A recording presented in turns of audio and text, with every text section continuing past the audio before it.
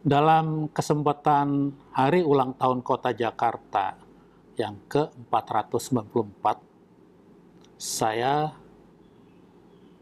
akan berbincang dengan Profesor Agus Aris Mundandar mengenai sejarah perkembangan Kota Jakarta. Sebenarnya siapa sih penduduk asli Kota Jakarta ini?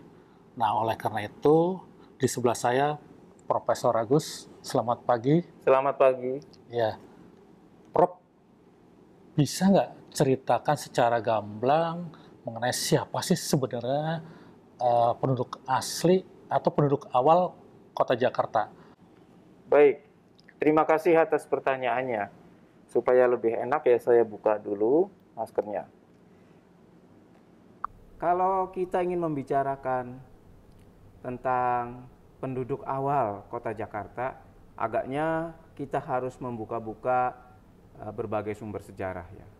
Tentu saja sumber sejarah yang paling awal adalah sumber-sumber dari artefaktual, prasejarah. Dan kebetulan Jakarta dan wilayah selatannya itu mempunyai temuan-temuan prasejarah. Ada kampak, beliung dari batu, bahkan juga ada benda-benda logam. Jadi di tepian Sungai Ciliwung, lalu di wilayah Cinere dan seterusnya itu ada temuan-temuan itu. Artinya apa? Bahwa prasejarah itu menghampiri Jakarta dan prasejarah pada masa itu telah ramai dengan demografinya. Nah, siapa kira-kira penduduk yang paling awal? Sama dengan kepulauan kita yang lain di Nusantara, penduduk yang paling awal dari wilayah ini, daerah ibu kota Jakarta itu adalah orang-orang Austronesia. Austronesia itu adalah suku bangsa yang paling awal, yang konon itu menjadi induk dari suku bangsa di Kepulauan Nusantara dan juga di wilayah Asia Tenggara, terutama yang kepulauan. Siapa mereka? Mereka itu ada yang menyatakan para ahli itu berasal dari daratan Asia Tenggara yang kemudian menyebar ke wilayah kepulauan. Pendapat yang kedua, mereka sebenarnya asli dari kepulauan Nusantara yang kemudian menyebar antara lain ke daratan Asia Tenggara sampai sejauh Madagaskar dan ke Pasifik sampai sejauh kepulauan Fiji. Jadi Austronesia inilah yang kita anggap sebagai leluhur dari etnik-etnik yang ada di Indonesia dan di Asia Tenggara, daratan sebagiannya juga mempunyai leluhur yang sama, yaitu orang-orang Austronesia. Mereka kemudian bertemu dengan orang-orang yang tentunya waktu itu belum terbentuk orang Sunda, orang Betawi, atau orang Jawa, tetapi mereka orang yang tinggal di Pulau Jawa. Ya. Nah, pengertian etnik itu kan belakangan terjadi, ya. Setelah mungkin masa penjajahan kolonial itu terbentuklah etnik-etnik itu. Jadi sebelumnya enggak. Adalah orang yang tinggal di Sumatera, adalah orang yang tinggal di Jawa bagian barat, begitu. Jadi terbentuknya itu kapan? Nah, kita bicara dulu tentang keadaan Jawa bagian barat, termasuk Jakarta, Banten, dan Kerajaan Sunda waktu itu belum ada. Yang ada adalah kalau kita mau bicara tentang orang, maka yang ada adalah orang-orang Tarumanagara. Tarumanagara itu abad keberapa? Tarumanagara berdasarkan bukti prasasti yang otentik itu sekitar abad ke-5. Itu sudah ada sistem kerajaan dengan nama Tarumanagara. Tetapi sebelumnya apakah ada orang yang sudah ramai, sudah ada orang yang menghuni ini? Wilayah Jawa bagian barat, wilayah DKI Jakarta sekarang. Oleh karena itu di situ berdirilah kerajaan. Kan hukumnya kerajaan itu berkembang apabila ada demografi yang memadai. Tarumanagara itu di Jakarta atau di luar Jakarta? Ada beberapa pendapat dari para peneliti ya Tarumanagara. Berdasarkan prasasti Tugu yang memang menyatakan adanya pekerjaan luar biasa menggali saluran kurang lebih 7 km dalam 21 hari dan kemudian melalui ibu kota dan kota istana Nenenda dari raja, maka sangat mungkin pusat kekuasaan itu ini didukung oleh Profesor Purbacaroko juga ya memang di wilayah Jakarta. Pusatnya di wilayah bagian Jakarta sebelah utara ya. Kita nggak tahu karena istana zaman dulu kan terbuat dari bahan yang mudah rusak ya. Lalu ada juga yang berpendapat di wilayah luar Jakarta sejauh Bekasi. Itu waktu pembuatan saluran itu masyarakatnya diambil dari luar kota apa memang masyarakat setempat? Ya kalau kita mengikut prasasti-prasasti Tarumanagara, kan tidak hanya Tugu ya. Prasasti Tarumanagara ditemukan juga di Jonggol, ditemukan juga di Bogor sebelah barat. Artinya titik pusat memang di wilayah Jakarta bagian utara, tetapi pengaruh kuasanya sampai ke selatan, sampai ke sejauh wilayah Pandeglang, Lebak malah. Lalu siapa pekerjanya? Tentu adalah penduduk Tarumanagara. Penduduk Tarumanagara baik yang tinggal di dekat Istana Raja ataupun juga sangat mungkin di wilayah-wilayah yang dikuasai oleh Tarumanagara.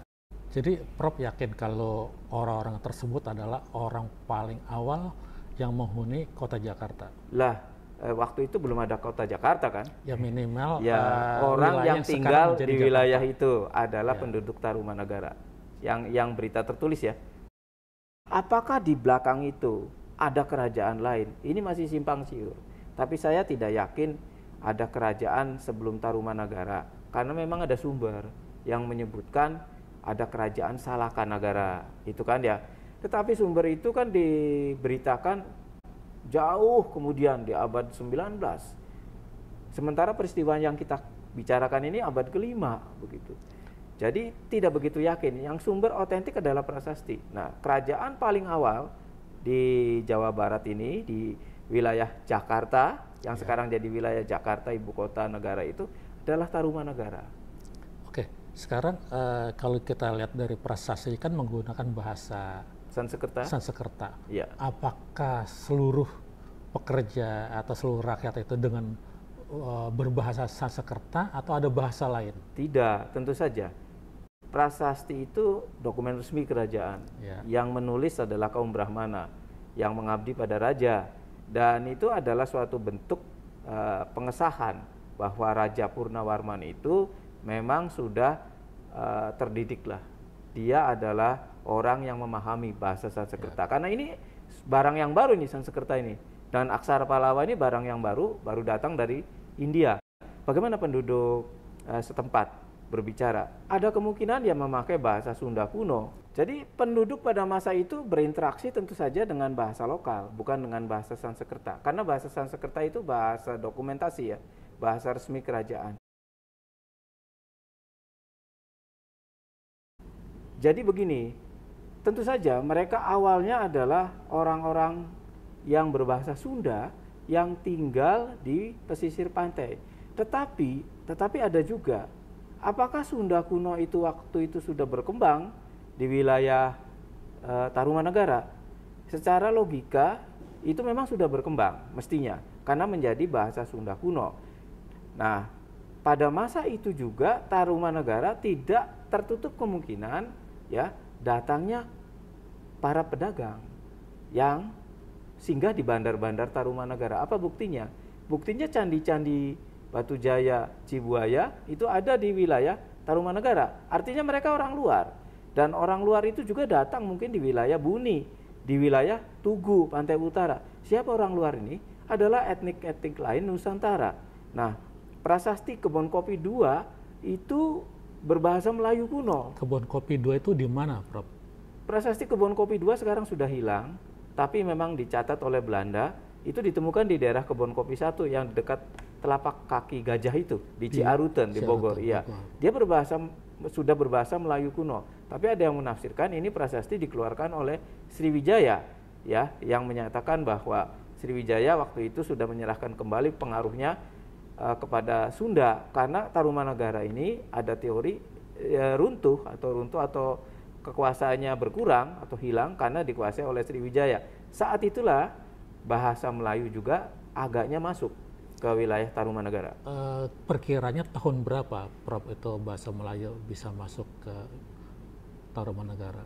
Kalau prasasti-prasasti Sriwijaya itu sekitar abad 8, ya itu saya kira sekitar itulah, abad 8 itu sudah banyak penduduk yang menggunakan bahasa Melayu kuno ya, terutama di wilayah pantai utaranya.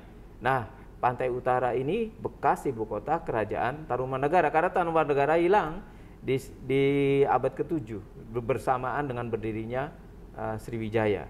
Jadi penasaran ya, karena Tarumanegara adalah sebuah kerajaan yang hilang. Itu setahu saya sampai 7 abad. Nah, selama 7 abad hilang itu, masyarakat yang sekarang tinggal di Jakarta pada saat itu tuh siapa yang memimpin? Apakah memang tidak ada pemimpin sehingga nanti ada penetrasi dari unsur-unsur masyarakat lain? Tarumanegara itu abad 7 sampai pertengahan abad 7, paruh kedua abad ke-7, itu masih kirim duta dan utusan ke Cina. Dan berita Cina mencatat ada utusan dari Tolomo, Taruma. Bersamaan dengan itu, akhir abad ke-7 Sriwijaya berkembang. Dan Tarumanegara agaknya menurut para sarjana itu menjadi bagian dari Sriwijaya. Artinya masyarakat Tarumanegara ada atau tidak? Ada, tentu saja. Tapi mereka mempertuan Sriwijaya sebagai penguasanya. Nah, dalam hal bahasa, mungkin pada masa-masa inilah lalu banyak sekali interaksi yang intensif antara Jawa dan Sumatera. Masyarakat Tarumanegara terus bertahan, sudah berganti nama tentu saja, bukan Tarumanegara lagi, tetapi adalah bandar yang berkembang di wilayah pantai utara itu. Kita tidak tahu apa nama kemudiannya, ya kita tidak tahu. Sampai kemudian di abad 14 barulah kemudian kita bisa mengetahui bahwa ada bandar-bandar penting, salah satunya Sunda Kalapa. Abad 14 itu artinya apa? Kerajaan Sunda mulai berdiri. Lantas yang digunakan bahasanya bahasa Sunda atau bahasa Melayu ketika abad 14 itu? Kita menjawab secara hipotetik ya. Apakah bahasa Sunda masih bertahan? Saya berpikir masih ada, karena dia wilayahnya wilayah kerajaan Sunda. Jadi masih dipakai bahasa Sunda. Tetapi pada masa yang bersamaan juga sudah berkembang bahasa Melayu. Apalagi ketika Sunda Kalapa menjadi salah satu bandar penting dari kerajaan Sunda. Ada 6 bandar penting, salah satunya Sunda Kalapa. Nah, itu yang ramai perdagangannya. Artinya berbagai etnik dari Nusantara kan datang ke Sunda Kalapa. Lingua francanya apa? Ya sudah, mereka bergaul dalam bahasa Melayu kuno itu.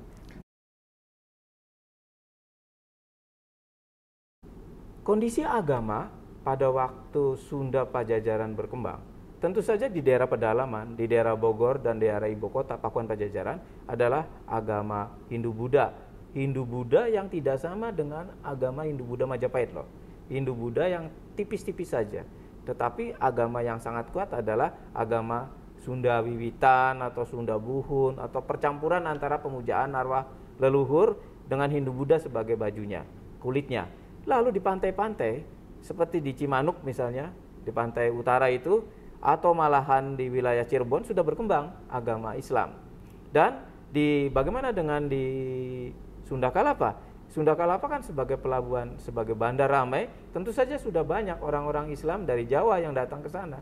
Orang-orang Islam dari Sumatera datang ke sana.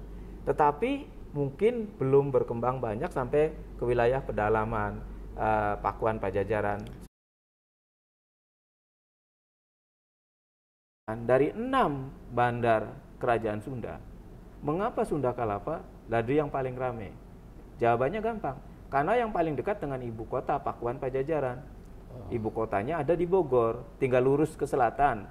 Nah, Cigede, Cimanuk misalnya jauh dari ibu kota Pakuan Pajajaran. Ya, jadi bandar-bandarnya tidak berkembang.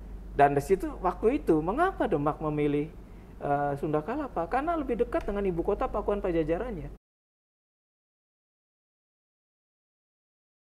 Jadi ketika penaklukan kekuasaan politik itu pasti dibarengi juga dengan masuknya pengaruh-pengaruh baru yang dibawa oleh tentara Islam. Apakah itu dari Demak, dari Cirebon, atau dari Banten. Tetapi mereka pasti dari luar Sunda Kalapa. Dan pada masa itulah ketika Islam mulai berkuasa di Sunda Kalapa, kemudian berganti nama Jayakarta itu, semakin ramai bandar Jayakarta. Nah, kita bicara Jayakarta sekarang. Semakin ramai bandar itu, semakin berkembang, banyak niagawan yang datang, lalu bahasa Melayu kuno, Melayu pertengahan semakin dominan dipakai. Semakin berkembang. Iya, ya. semakin diperkembang. Dan agama pun sudah agama mulai Islamnya Islam. semakin berkembang. Itu untuk wilayah Jayakarta. Waktu itu Pakuan Pajajaran masih eksis, masih berdiri. Dan kapan Pakuan Pajajaran itu runtuh? Tahun 1579. Akibat serangan dari pasukan Banten. Bukan 1527. Bukan, 1527 itu adalah Bandar Sunda Bandar Kalapa. Sunda Kelapa. Ya, Jadi tetapi, yang direbut bandarnya dulu. Iya. Ibu kotanya masih bertahan 1579. Oleh siapa ditaklukkan? Tadi oleh pasukan Banten. Oh. Ya, oleh pasukan Banten yang menyerang dari arah barat kan, dan kemudian mungkin sekali pasukan-pasukan Jayakarta juga membantu dari arah utara menuju Bogor. Masyarakatnya tetap tinggal di situ, cuma beralih agama gitu. Tidak ada lagi pemaksaan gitu kan, cuma dua pilihan. Kalaupun mereka bertahan agamanya, mereka yang bertahan agama lama itu mundur ke selatan. Kan baru 1579 baru jatuh. Jadi masih bertahan di sana. Lalu yang Sunda Kalapa yang berganti menjadi Pajajaran, menjadi Jayakarta itu sudah Muslim pastinya. Apakah ada agama lain? Apakah ada orang Cina di Jayakarta? Sudah ada, pasti sudah ada. Berarti di kota Jayakarta ini juga masyarakatnya mix. Iya, jelas. Jadi mereka kita sebut orang mana sih? Sebenarnya, Iya. Sebenarnya itu kalau kita lihat dari sejarah yang panjang tadi, awalnya itu orang Austronesia, dia kemudian disebut Sunda karena berdiri kerajaan Sunda, ya. Disebut Tarumanagara juga karena sebelum Sunda disebut berdiri kerajaan Tarumanagara, kemudian Tarumanagara runtuh lalu berdiri kerajaan Sunda. Sunda disebut orang Sunda Kalapa. Masa itu sudah mulai ramai orang-orang datang ke Sunda Kalapa. Saat itu saya menyatakan secara hipotetik sudah dipakai lingua franca Melayu, ya, karena sudah mulai ramai bandar itu. Terbukti kemudian bandar itu digebuk duluan oleh Demak dan Cirebon, karena ini yang akan memberi akses ke Pakuan Pajajaran. Jadi situ ramai sekali. Nah, di situ terbentuklah kalau mau disebut orang Sunda Kalapa, lalu menjadi orang Jayakarta. Apakah itu merupakan masyarakat baru dengan tatanan baru? Saya pikir iya. Pada saat itulah ketika Islam menguasai Sunda Kalapa, mulailah banyak pendatang dari luar.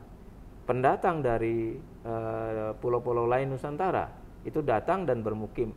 Mengapa di situ? Karena menjanjikan secara ekonomis. Ketika kemudian Sunda Kalapa direbut menjadi Jayakarta dan Pakuan Pajajaran jatuh juga, maka yang berkuasa di situ adalah Banten.